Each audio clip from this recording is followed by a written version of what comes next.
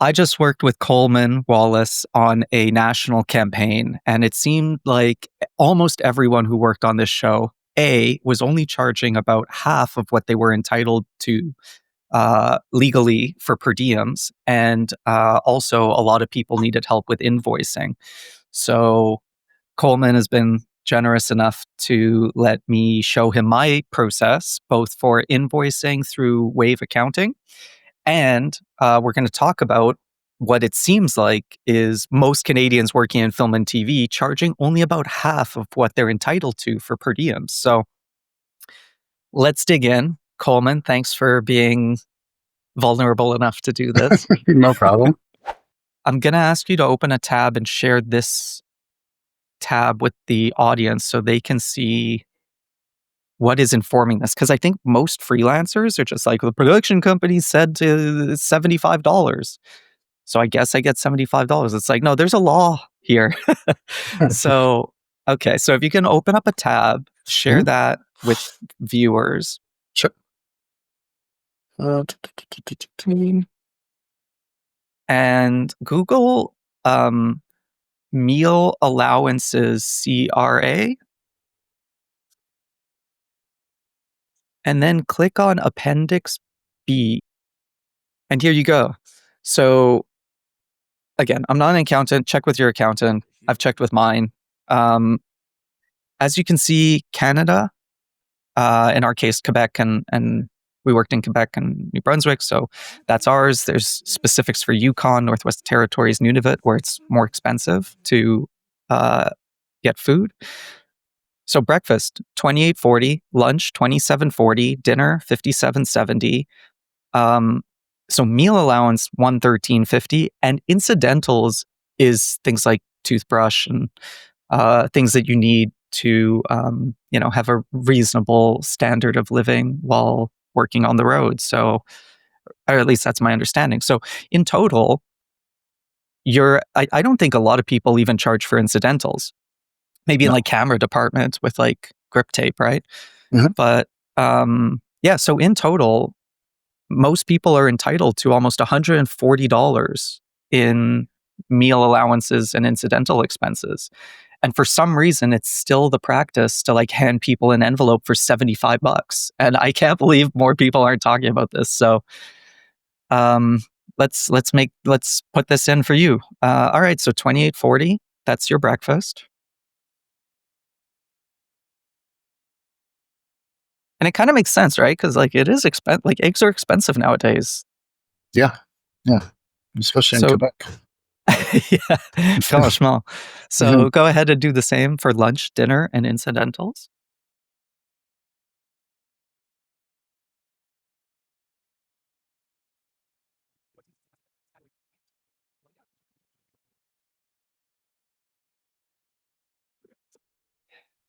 Great.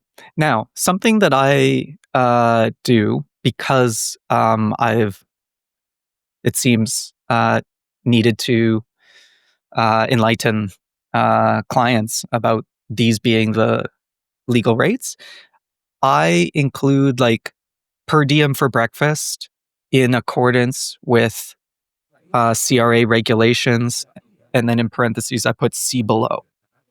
And then in the notes and terms at the bottom of the invoice, I put CRA regulations, and then I add a link to the website that we just visited. So I'd recommend that you do the same. Do you want me to add this into the description? Yeah, exactly. So I put per diem for breakfast in accordance with CRA rates. And then in parentheses, I put see below, like SEE below. There you go. And then I do it for all 4 of these line items. Sure. Because, now I've come to expect there to be a conversation about this. And the good clients are happy to learn and happy to pay in accordance with the law. The bad clients push back, and then I don't work with them again. Yeah. So, and now in the notes at the bottom, the first thing I always put is for Interac e-transfer payments, please send to, and I'm not going to ask you to enter your email here, Coleman, but put email@email.com for the viewers.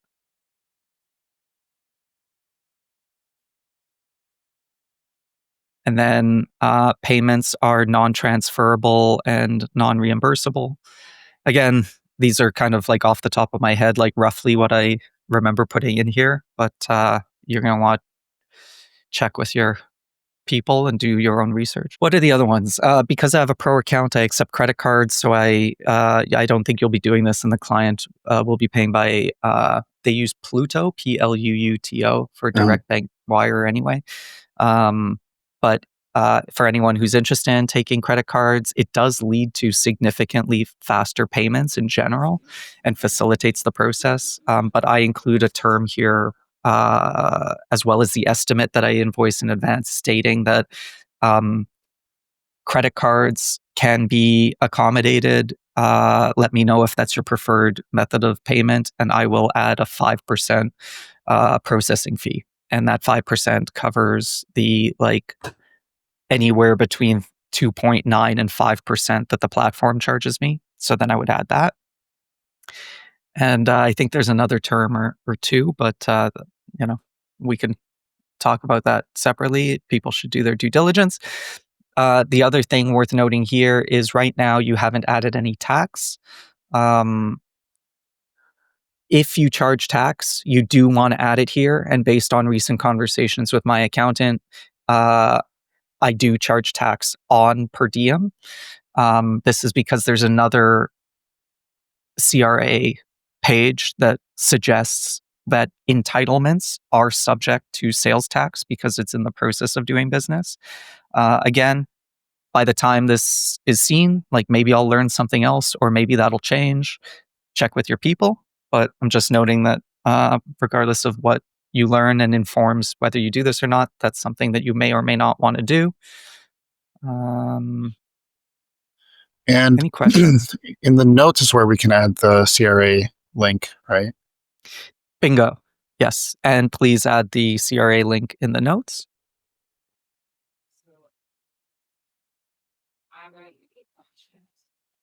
The other thing that I want to mention, based on this last experience where a lot of people seem to perceive this as being a lot of work.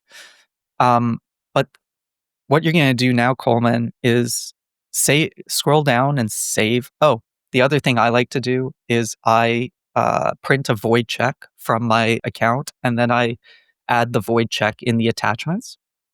You can do that if you'd like. That way it's always there. And then go ahead and go ahead and click save and continue. Okay. I won't add it because that's some banking info I think is busy. Yeah. But I'll just, unless someone wants to send me money. Yeah. Okay. So for the most part, this is your draft. Now, if you want to go back to the navigation bar on the left and go to sales and invoices, sales and payments, and then down to invoices. Now you see you have a draft, right? So now, Coleman, you have your template for a day of per diems in your thing. So once it's like everything, once you do it once, it's going to save you hours over the rest of your life. So if you scroll to the right, you'll have a drop down that will let you duplicate this. So go ahead and click that arrow, duplicate. And now we did, I think, 9 shoot days. So you can actually, before you even start the job, you can, knowing that you're going to do 9 shoot days, you can prep this template for the job. So throw in 9 as the quantity for all of the units of these line items. Do we have, for the quantity. Okay. Yeah.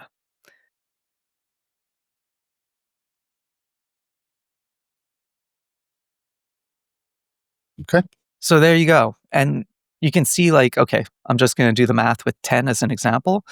If you had just done what the production company said and charged $75 for 10 days, you'd get $750. And at these rates, you're getting closer to 12 or 1300. Like, that's a huge difference over the course of any shoot, let alone a year. So hopefully this is really helpful. The other thing is for facilitating the process using Wave, you can do this all straight up. And then when you're on the road, I think people are like, well, how am I gonna, this actually happened. Well, on the road, people are like, well, how am I supposed to keep track of, when production buys me a meal? Like, how do I track it? I have to add the meal. No. Your default should be as a freelancer, your default should be, I have to charge, or I'm entitled to repayment if production does not provide a meal. So you can go ahead and save this, Coleman, and let's say this was day one of our shoot, and we hit the road and we stop at Tim Hortons, and I pay for everyone's lunch. Then on your mobile device, you just go into this draft, you hit edit, and what do you do? Change that to 8. Easy. Easy. And save. Now, Save. what I would also potentially do is then when you hit edit, Mhm. in the description of breakfast, hit enter for like line break, and then enter and then dash, and then add like breakfast paid for by production on August 6th. So I would first point steady.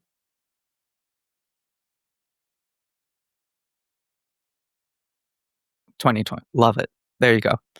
The other thing, like with all clients, like when you're working at this level of professionalism, like if like Coleman, now that you've done this, or anyone watching it, at some point already you're going to look so much more organized and more professional than most of the like invoices that producers like me have to deal with, that we will just assume that this is perfect. Like, you're showing me that you're such a organized, diligent freelancer that I'm gonna, by default, trust this and like advance it to payment. The only thing that a vendor might, the only thing a client might bump on is like, oh, this is more than I'm used to paying.